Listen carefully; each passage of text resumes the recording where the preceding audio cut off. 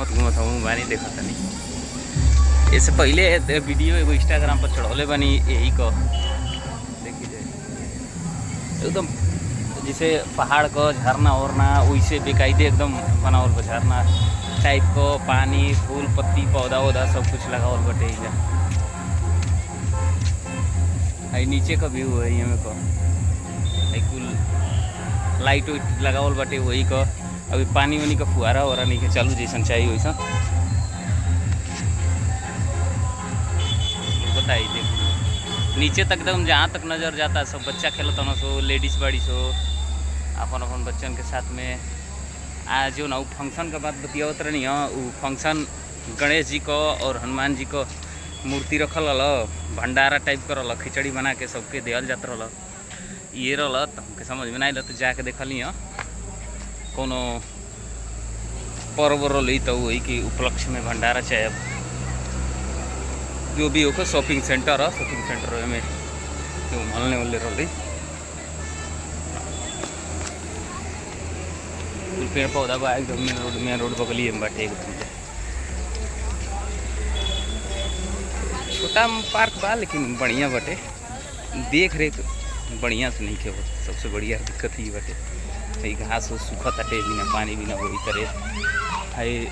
घास हरा भरा रहे के चाहिए तो सूख के एकदम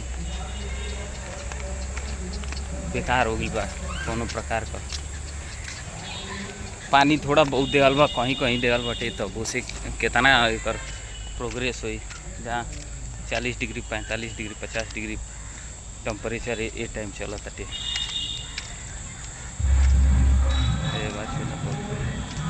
छोटा छोटा कटिंग करके छोटा छोटा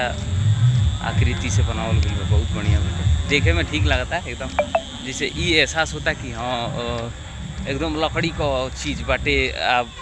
जब स्पर्श करके देखला वो एकदम बुझाता कि चला सीमेंट से बना वाला भी हाई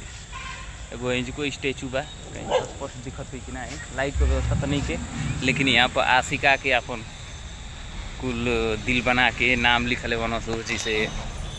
दिखता के दिल उल बनोले बनो सो कुल राज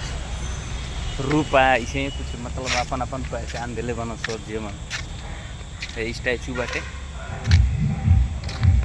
दिखा दे चाहता नहीं हम ये भाई इधर बात विद्युत देवी तो लिखा बा इसे कुछ लिखल विद्युत देवी करके। अब वो यहाँ का कौन हिसाब से लिखल बा हमारी मतलब समझ से बाहर बाटे आई कुल पेड़ पौधा बा यहाँ दिन में बैठे लाइक बा एकदम यहाँ थोड़ा बहुत पानी उनी लगावल हुई बा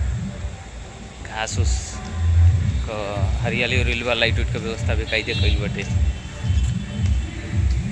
यूँ आई जो लोग का तो पेड़ ना सीमेंट का बैठे वाला बाकी हीरोनी लोग का नहीं लाइट के सामने ना। तो आप लोगों से रिक्वेस्ट बाटे कि हम के सपोर्ट करा जा भैया लोग छोट भाई समझ के चाहे जीवन समझ के कर दा जा फॉलो कर दा जा वीडियो के लाइक करा जा कमेंट करा जा कि कम से कम ये तो समझ में आवे कि हाँ कि वीडियो देखा ताटे। अब मैंने हम जब कहता नहीं तो भाई हमारों के सपोर्ट करा जाए कम से कम ठीक बाटे। By by